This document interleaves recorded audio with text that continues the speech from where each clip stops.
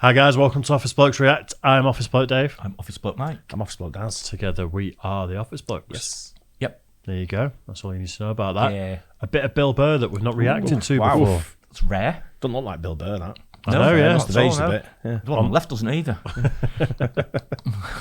That was when Bill Burr used to drink on the right. Sober now, isn't he? Yeah, I think this is along the lines of that Patrice thing we did. I think it's the same show, isn't it? Is it the same show? Bob Golub's comedy show for the deaf. I feel like it was a background looks a darker. bit- I think the background was different. I think it was a different set. Oh, right, okay. Because there was also like a like the old Yeah, it digital was like a screen screen behind him, wasn't going there? across Yeah, the top. right. That's right, yeah. But yeah, I'm looking forward to this. Yeah. We need Bill Burr to come to the UK this year. Yeah. That'd be great, wouldn't it? Yeah. Yeah, I'm off to see Mark Normand, Andrew Schultz, and then if Bill Burr can tour this year as well, then that's like Ideal. Hat-trick. comedy completed for the year. Yeah. Let's do it then. Bill Burr performing at Bob Golub's comedy show for the deaf. Yeah. Let's do it. Who's next?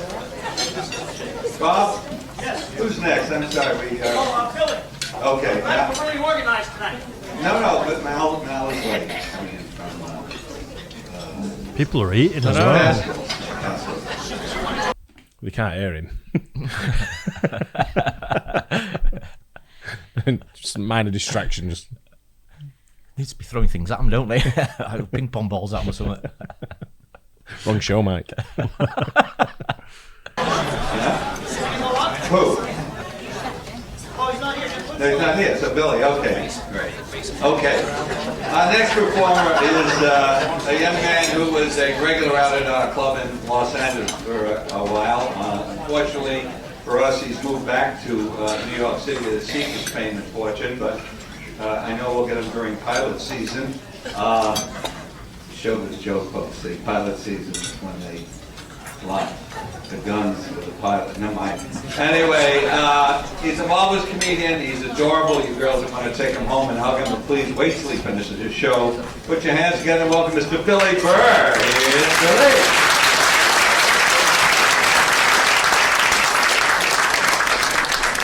Hi. Yeah, I've got that screen above. I was just going to say, just Have they? sit there, Just got yeah. a glimpse of it then. Yeah. It's called Billy here as well. Billy Burr. Belly. Yeah, Oh, early yeah. days. You just going to hug him and take him home, apparently. No one says that about him anymore. just wait. do they? Thank you. What's up, everybody? Great. Fucking stenographer over here. This is really freaking me out here. Okay, so let's get this show going. Okay, people, we got momentum. Somehow we're gonna stir the comedy matter or something. All right, I don't know what he's doing. All right, I didn't do shit today. Shit. Shit.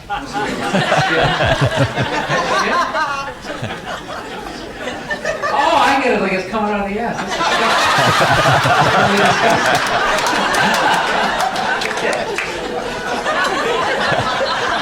I say so She's loving it, her, isn't she? Yeah, It's yeah, like- is, getting yeah. into it. So it's similar to the Patrice one, wasn't it? Yeah. Where he was like, he was getting stuck up on certain words in sign language. And I think she was having a good time Yeah, with yeah, Patrice, yeah, wasn't she? Definitely, yeah.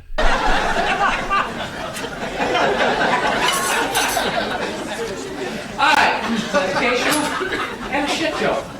Alright, I was watching that show MTV Cribs today. You guys ever see that show? You know, when they show the rock stars, and the rappers' houses, and all that stuff. Does that show make you feel like a loser? You know what I mean? I'm sitting there watching like Britney Spears. She's like 20 years old. She's like, oh my God, this is my helicopter. I had it spray painted pink to match my top today. It's so cool. I put some glitter on the part. We're gonna fly up to the house.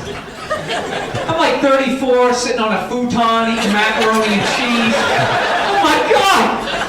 I'm a loser! I'll never own a helicopter! You know what I love about that show? All they're doing is showing you what not to do when you get rich. Seriously, because none of those people are saving their money. Half of them, all they have is like one-hit albums. So should they really be buying all of that shit? 20-room house, 57 cars. It's just like, dude, don't you watch Behind the Music? Don't you see where this is going? You're going to be smoking crack in like 6 weeks. Save your money. Get an IRA, you know? No, they're idiots. They're just like, look, if you want to know how to make, like, how to keep your money, how to be rich, don't look at a rapper, don't look at a rock star. Look at a guy like Bill Gates. Bill Gates is good at being rich, man. That guy makes like $20-30 million a day. He dresses like he works in like a shoe store. That's why he's always gonna be rich. He's on a budget. You know what I mean? He's not buying a bunch of flashy, look at me, I'm rich shit. You know, he's not like walking around with like an iced out laptop medallion hanging off his neck, have some fuzzy pin pad, sit in a hot tub with some bitches, you know, have a midget in his crew just for the fuck of it. Just hanging out on Epstein's Island instead. Yeah. Allegedly. That's the new status symbol of rich people. Midgets. No, it's true. No entourage is complete unless you have a midget. And you know what? That's good for midgets. Seriously, because historically, midgets have not gotten good jobs.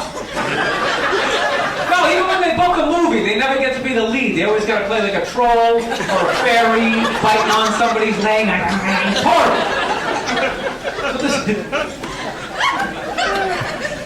I still call them midgets. I know you're supposed to say little people, but I think that sounds worse, don't you? Usually when you switch your name, it's something better. Little people? It's like you're a little person. Yes, you are. I like midget. It's a good word. It's tough. It's got that itch in there. I'm a midget, you know? Plus, that's like political correctness out of control, you know, like there was no reason to change midget, all right? Midget wasn't a racial slur. Midgets weren't dragged here from another country, forced to do cartwheels in a circus, okay? It's just a word. That's a table, that's a chair, and you're a midget. There's no hatred. There's no hatred, there's no... No, see, I don't know who the hell's leading midgets, okay? But they're not doing a good job. See, because what they're trying to do is they're trying to get us to stop laughing at them. But the reality is, it's like, dude, they gotta get real jobs. You know what I'm saying? So every time I see a midget, he's getting out of a car with 20 of his friends dressed as munchkins. I don't give a shit what you call yourself. I'm gonna laugh at you. You gotta get like a cubicle. Some sort of customer service job, you know what I'm saying?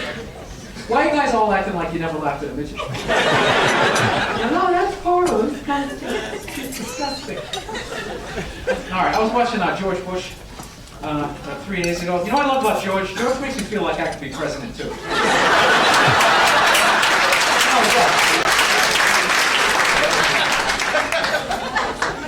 No, he's like the first guy from my reading level, like the first guy from my math class. Really he just, despite all of those shortcomings, he just pushed through. You know what I love about him? He can't say the word terror. The guy uses it every speech. He can't say terror. He goes, terror. He goes, America will not stand for terror. Anybody who supports terror, you're terrorists. We're gonna get you. What kind of president goes, we're gonna get you? He's like some redneck they dragged out of like a barbecue, put him in a suit. Dude, if you're going, we're gonna get you, you should just be standing there with a couple of bloodhounds just going, go get him, dude! Go to the sheriff, go get him! I'll tell you, you know what I have to realize though? When you go to war, that's the one time when you really have to like appreciate rednecks though. You know why? Because rednecks are like the one group of people that actually like want to go to war. No, they're up for it. They actually, you know, that's like their Super Bowl. They like make a dip and shit. You know what I mean? Really, when they go. Everybody else tries to get out of it. Like rich people never go to war. You ask a college kid if he wants to go to war. It's just like, I'm taking a sociology class. I think war is like really stupid. My roommate's like half Afghanis. It's gonna cause some static. No, you ask a redneck if he wants to go to war, it's just like, hell fucking yeah! I'm ready right now! You just point the direction, buddy, I'm ready to do this shit! No, they're frightening people, but you gotta utilize them. No, you wanna scare the enemy, okay? And rednecks are like America's pit bulls.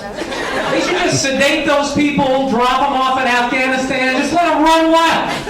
Just be like, dude, just go do everything you ever dreamed of doing. Just go crazy. Have one of your friends play the banjo, that'll scare the shit out of you. Plus, rednecks will actually save you money, too. Because they show up to the army, you're like, here's your M16. They're like, I already got one. Got some shit in the trunk you ain't ever seen before, buddy.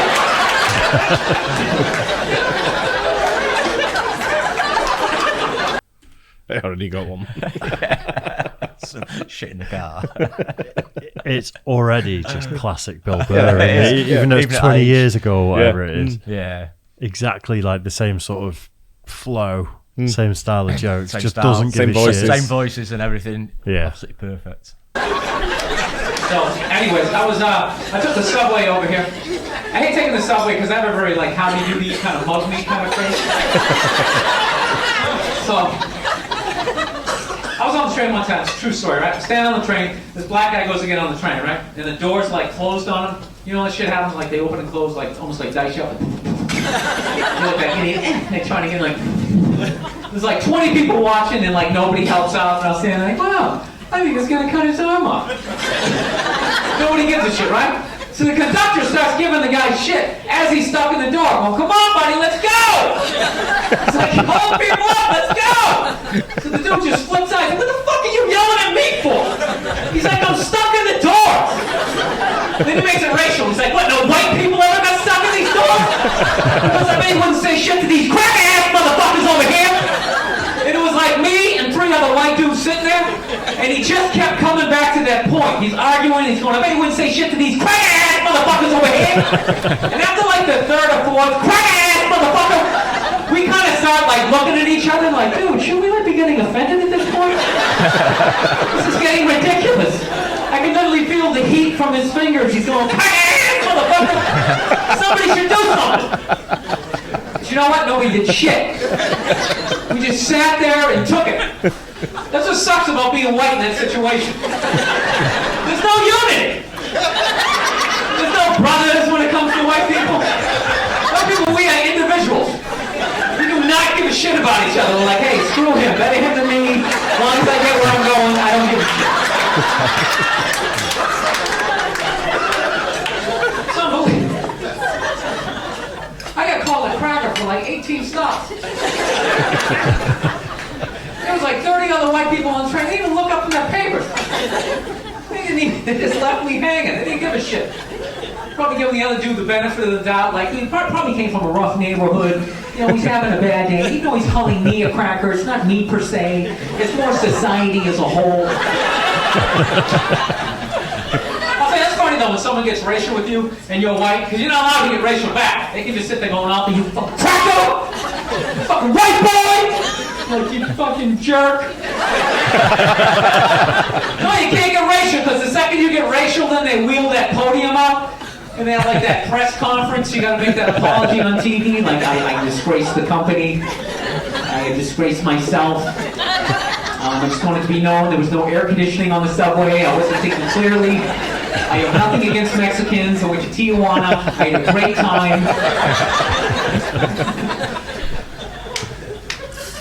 You know what's funny? I was like halfway through this bit and I realized like 90% of the people in here are like white guys in suits, and that's probably like your biggest fucking nightmare, isn't it? Holy shit, that could happen to me.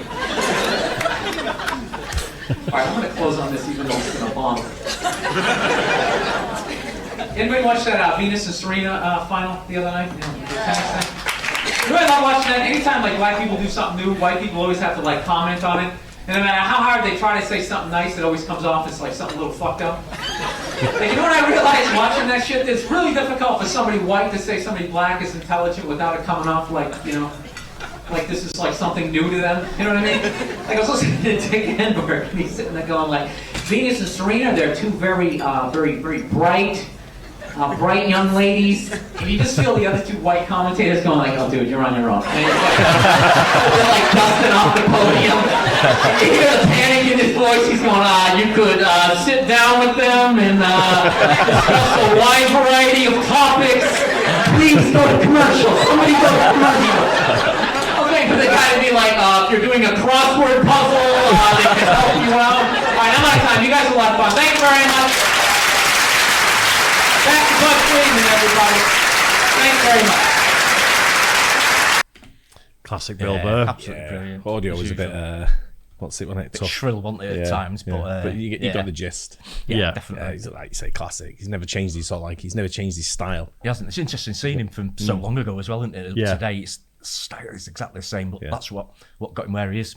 So that's what people love. We've done something of a similar era, haven't we? Because there was Yeah. a like predominantly black crowd that he played in We've front done of. stuff when he's had a head of hair like that before, haven't we? A few times, definitely. Head of hair. But head of hair.